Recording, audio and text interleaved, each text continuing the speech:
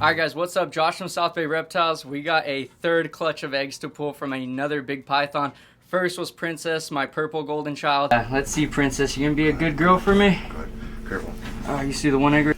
Bam, look at that clutch. Second was my Burmese python. There we go. Burmese python eggs, check that out guys, boom. Right there. And now we're back to retics again. This is my awesome girl right here. This is a platinum golden child, my beautiful girl Athena. And she gave us a huge clutch of eggs last night and this morning. I'm gonna pull some of this out. We got this water bowl we're gonna pull out, some shed right there, and check her out. So she is just coiled up. You guys can see how she's coiled up, wrapping her eggs. Look at her head's right there, and her whole body is just completely surrounding these eggs right there. So we're gonna go ahead and try to take this off. We do have two of my friends here right now. We have Chris right here, again, Reptile Non Grata, and then we have my buddy Brian from Hell Creek Reptiles. And just in case anything happens, you gotta have some help because these are big, powerful snakes. These are reticulated pythons, so again, you know, full of muscle and full of energy. And right now, she's being a protective mama, taking care of her eggs. But we're gonna go ahead and try to get her off as peaceful as possible. This is my nicest snake usually, and my other two snakes are usually my more aggressive ones, and they didn't bite me. So I'm wondering if this girl, being the most peaceful one, is just going to do complete opposite and just go right after me. So we're going to see. We're just going to go in. We're going to put my sleeves up so if she does bite me, she can grab my sweater instead. But check this out. You guys are going to see right away. Look at the eggs. Oh, there she goes. Hey, mamas, wake up. Look at all those eggs underneath that she's holding right there. We're going to see if she just lets me grab her. Pull her in a little bit so I got those eggs nice and close to me. Look at that. Hey, mamas. Oh, let's see. We're going to grab the snake hook. We're going to move her head just a little bit. Again, we don't want to get big, guys, but it can happen. I mean, they are protecting their eggs, being awesome mothers, and she is wrapping those eggs tight. Look at that. Wow. Look at that. We got a beautiful pile of eggs. Oh, look at her head right there. I don't want cameraman getting bit. Chris, you okay getting bit, bro? Yeah, I'm all good. Oh. We're not going to try to get anyone bit, guys. So, check it out. Beautiful pile of eggs. Her head's coming around right there. She's staring straight at me. We're going to stay unwrapping her tail right there.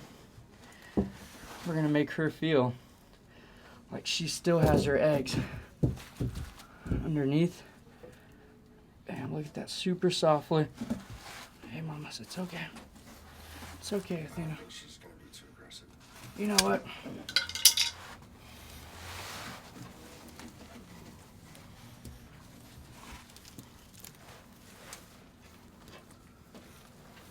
These are really nice. Ooh, those are nice. There you go, baby. Check that out, look at that. So she's going to get off her eggs now.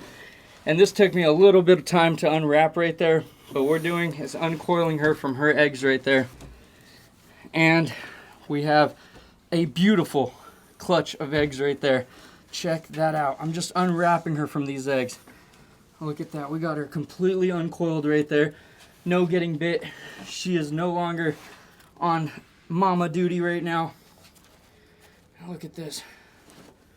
Beautiful pile of eggs. Look at that. It looks like we have no infertils in there yet again.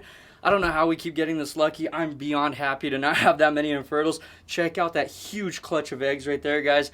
This is awesome. She's a first-time mama. She definitely made me nervous because, again, being my nicest snake, not getting bit by any of these, I was expecting her to go after it. But let's count these out, see how many eggs we got, and get these into an incubator. Look at that. That is just a gorgeous pile of eggs. If you guys want to take a minute and take a guess at how many eggs there are, I'm going to give you guys a couple seconds. There's a real cool secret, Lee. The way that one smells, the way this one smells, you can tell it's het pied, for sure. And you can tell because of the way you can tell. Het pied. Oh, nice. Joking, guys, that's not how you tell. It's actually, by the way, you, go ahead, Chris, how was it? That's why you candle it, you see all the veins Yeah, cross. when you candle it, if the veins cross north, south, west, east, all at the same time. I thought you shake them, and if they make a certain noise, they... Look, guys, look, we got too many jokes. I'm sorry. We don't actually do any of this. Erase that from your memory. Cut. Alright guys, so back at it again. Check this out. We're actually going to mark all these eggs upwards, so as we always do. And this time I'm going to show you guys what candling is. I know I mentioned candling in the past 2 videos, and I actually didn't show you guys what it was. So this time I definitely am going to show you guys what candling is. Alright guys, so check this out. This is what candling is. So we're putting the flashlight up to the egg right here, and I'm just using my phone with the light all the way up. You guys can see all these veins right here leading up to this little embryo right there. So if you guys see that little sac and that little line right there, and it's not connected to anything, it's just a circle and all the veins are going straight to it. That's the embryo right there, and I wanted to show you guys that. Here's a better look at some veins right there as well. And that is what you're looking for to face up. So right now, we should have this part right here facing upwards because we don't want that embryo drowning whatsoever. So you see that? Better look at it possibly. And there's all the veins inside of that. That is a healthy, fertile egg right there. And this is what candling is. And we're going to see little veins in the embryos at the top of these eggs. But for right now, we're just marking all these eggs with a Sharpie just in case those embryos are already right side up, just the way Mama laid them. And we don't roll them or move them or destroy the embryos whatsoever. So for right now, we're going to go ahead and start splitting these up and see how many eggs we got, guys.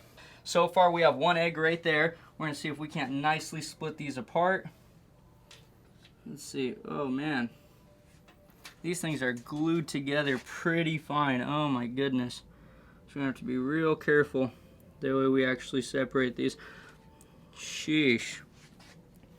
So this girl really glued them together this time here. If you want to get close right there, check that out. That's that glue we're talking about.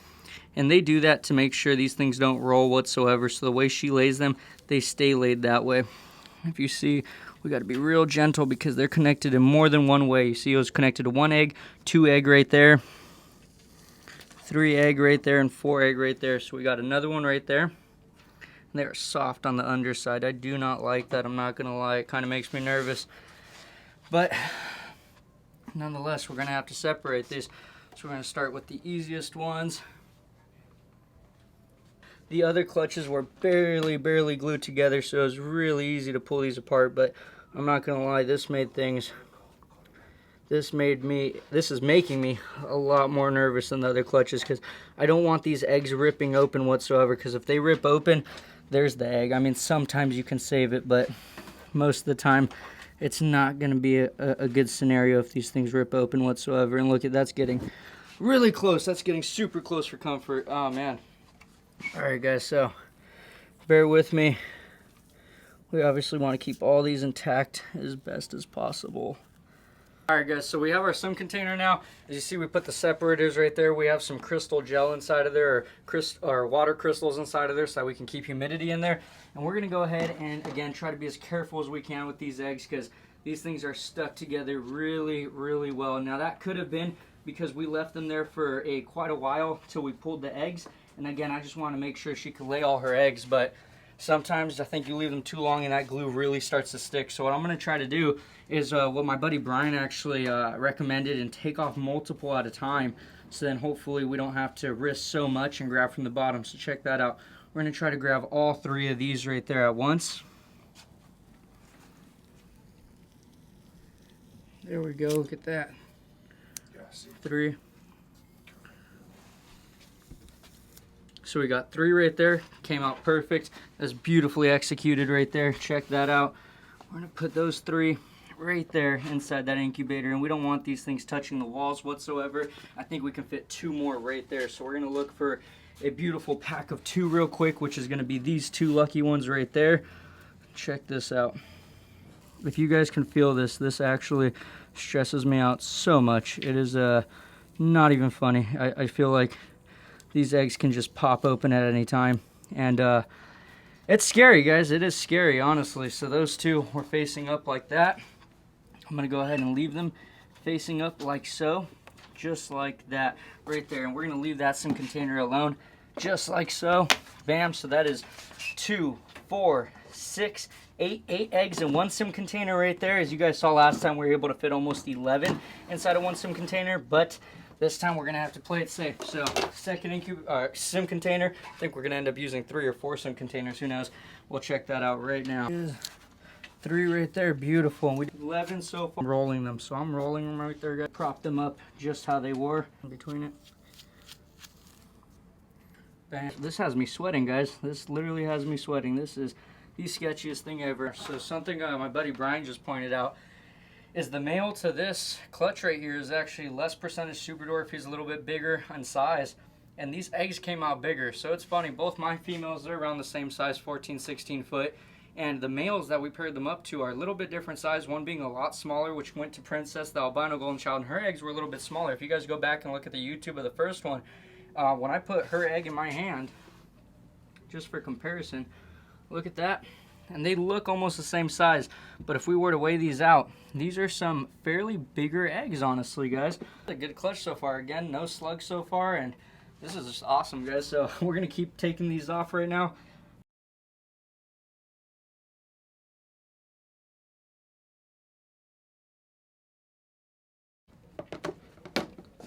Do these fit in here?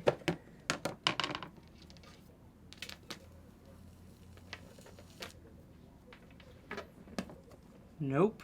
Alright guys, so we are done now putting all the eggs into sim containers. Looks like we only got 2 eggs from all these retics. What happened to the rest is the question. No, I'm joking, guys, so check it out. We had 2 inside of this sim container right there. So 2, we got 3, 4, 5, 6, 7, 8, 9. 9 right there. And then now we have 10, 11, 12, 13, 14, 15, 16. 16 right there. And then we got, let's see, 17, 18, 19, 20, 21, 22, 23. 23 eggs right there. And for the last one, we got 24, 25, 26, 27, 28, 29, 30, 31. 31 eggs, guys. 31 eggs out of this retic. She did a fantastic job. You guys see this egg right here? I think it's a little too high. So what we're actually going to do is, unfortunately, separate that egg and check that out. Look at that. Separating the egg right there. Bam. And we're going to put these in separately so that it actually does not end up touching or getting wet whatsoever. We don't want to lose an egg over something so minimal like that. And there we go, guys. So it looks like we got a handful of eggs. We're going to go ahead and stick these into the incubators right now. Again, guys, you guys see me using one brand and one brand only, guys. Sim containers right here.